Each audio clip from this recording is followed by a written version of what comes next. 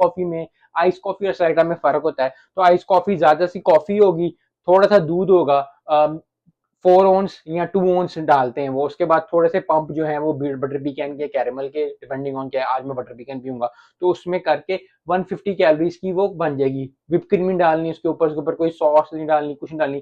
थोड़ा सा मैं इसके साथ सिनेमन भी ले लेता हूँ। सिनेमन क्यों लेता हूँ? क्योंकि सिनेमन एक मुझे बहुत अच्छा लगता है, दूसरा सिनेमन अगर आप कोई भी शुगरी ड्रिंक ले रहे हैं, कोई भी शुगर वाला बहुत ज्यादा स्टफ ले रहे हैं, बहुत ज्यादा आप कार्ब्स ले रहे हैं, तो आपकी सिनेमन के अंदर ये खासियत है कि वो आपकी शुगर को स्पाइक नहीं होने देती बहुत ज्यादा। मतलब जिस तरह अगर आपने चावल खाया आपकी शुगर इस स्पाइक करेगी, अगर आप सिनेमन खाओगे तो इस स्पाइक करेगी। थोड़ा सा जो है, बहुत साइंस है, मुझे वो अच्छी लगती है सिनेमन।